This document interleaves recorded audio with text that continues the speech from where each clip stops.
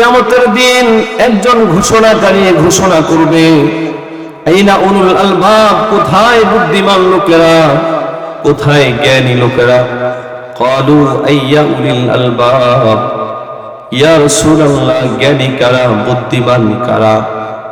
নবীজি তখন সূরা আলে ইমরানের এই আয়াত তেলাওয়াত করেছেন, আল্লাযীনা ইয়াযকুরুনাল্লাহা কিয়ামা وقعودا وعلى جنوبهم ويتفكرون في خلق السماوات والأرض ربنا ما خلقت هذا باطلا سبحانك فقنا عذاب النار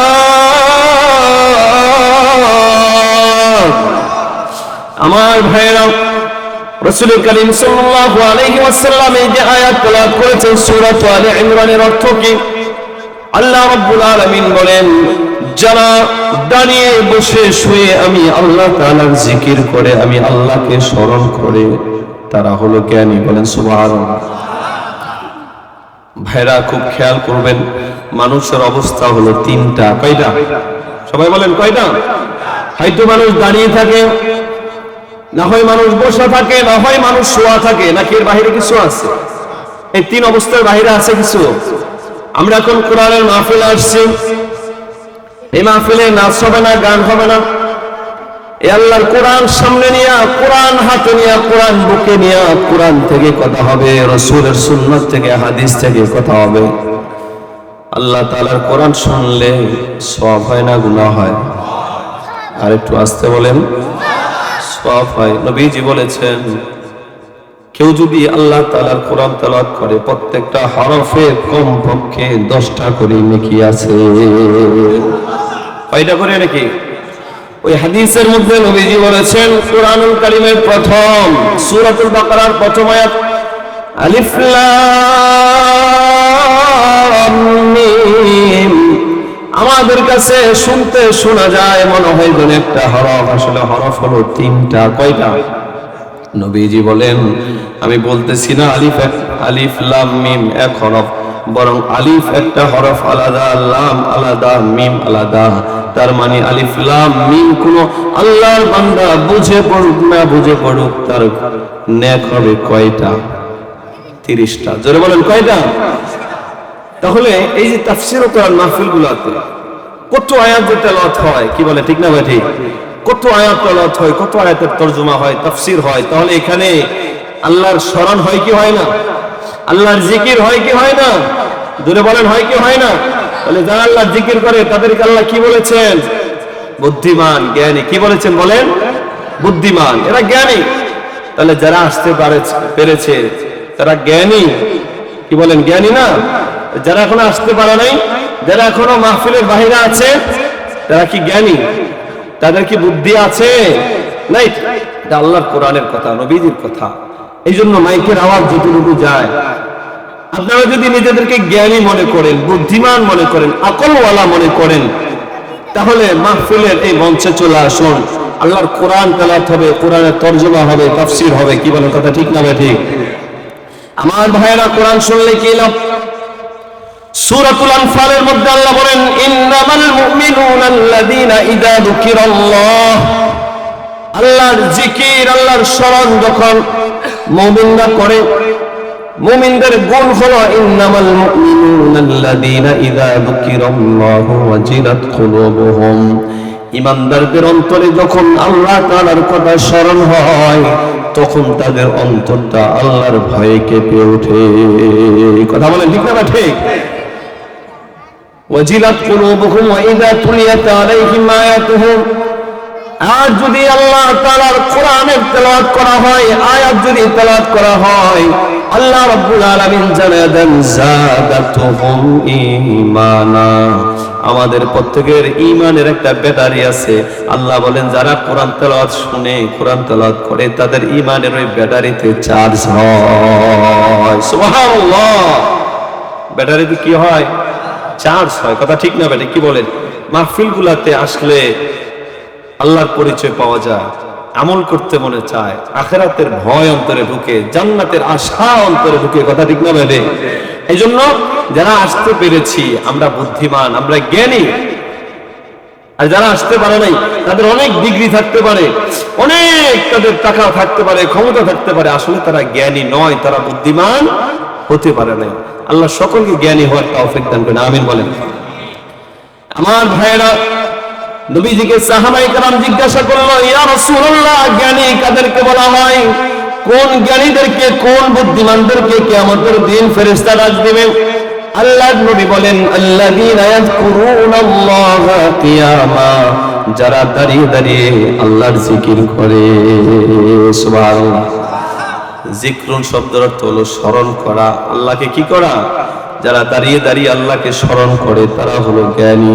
ওয়া কুউদা, যারা বসে বসে, আপনারা সবাই বসে আছেন, আমরা বসে আছি, বসে বসে আল্লাহর কোরআন তেলাওয়াত হচ্ছে, আল্লাহর কথা স্মরণ হচ্ছে, এটাই জিকির। কথা ঠিক না? বেশি কথা বলেন না কেন? তাহলে আমরা কি? আমরা জ্ঞানী। এরপরে ওয়ালা জুনুবিহিম, এখন বসে আছেন, আল্লাহ যদি বাঁচিয়ে রাখে মাহফিল শেষ করার পরে সবাই বাসায় চলে যাবেন, গিয়ে আবার শুয়ে পড়বেন ঘুমানোর জন্য। ঘুমানোর পূর্বে মুসলমানরা দোয়া পড়ে ঘুমায়, আল্লাহুম্মা বিসমিকা আমুতু ওয়া আহইয়া। এরপরে আরো দোয়া আছে, আয়াতুল কুরসি পড়তে হয়, সূরা ইখলাস পড়তে হয়, ফালাক পড়তে হয়, নাস পড়তে হয়। এরপরে 33 বার সুবহানাল্লাহ, 33 বার আলহামদুলিল্লাহ, 34 বার আল্লাহু আকবার পড়তে হয়। আর অনেক দোয়া আছে, যারা যেগুলা জানে তারা সেগুলা পড়ে। অন্তত প্রত্যেকটা মুসলমান যারা ন্যূনতম মক্তবে পড়ছে তারা আল্লাহুম্মা বিসমিকা আমুতু ওয়া আহইয়া এতটুকু তো পারে। কি বলেন? কথা ঠিক না ভাই? এগুলো মক্তবে শেখানো হয় না, নুরানিতে শেখানো হয়। তো আমরা যখন শুয়ে পড়বো, এই যে দোয়া পরে ঘুমাইতেছি, রাসূলের সুন্নত তরিকায় ঘুমাইতেছি, এই তো আল্লাহর স্মরণ হয়ে গেছে আমার। কথা ঠিক না বেঠিক? তাহলে প্রত্যেকটা ইমানদার সে দাঁড়িয়ে থেকেও আল্লাহকে স্মরণ করতে পারে, বসেও আল্লাহকে স্মরণ করতে পারে, শুয়েও আল্লাহকে স্মরণ করতে পারে। এই সমস্ত মানুষগুলোর ব্যাপারে আল্লাহর নবী বলেন, এদের জন্য কিয়ামতের দিন একটা ঝান্ডা তৈরি করা হবে।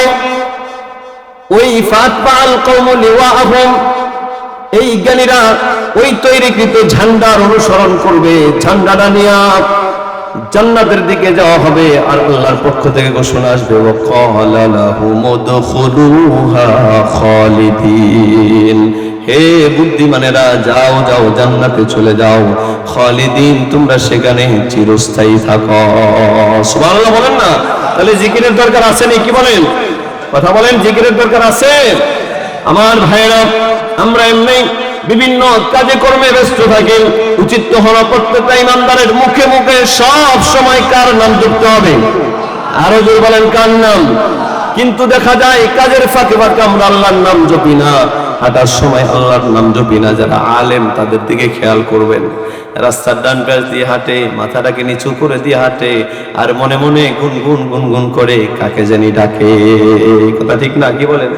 কথা বুঝেন নাই মনে হয়। আপনারা মানতেই হবে পৃথিবীতে সবচেয়ে সেরা ছিলেন নবীরা।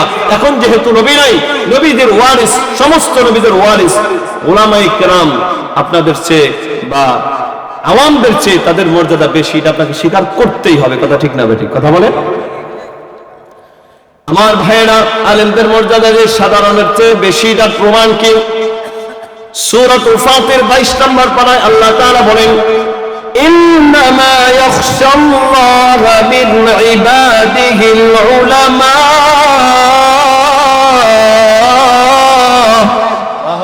আল্লাহ তাআলা বলেন, তাম পৃথিবীর মধ্যে আমার যত বান্দা বান্দিরা আছে, আমার যত বান্দা আছেন, এই বান্দাদের মধ্যে কেউ আছে আলেম, কেউ আছে জালেম, কেউ আছে নামাজি, কেউ আছে বেনামাজি, কেউ ভালো পথে চলে, কেউ খারাপ পথে চলে।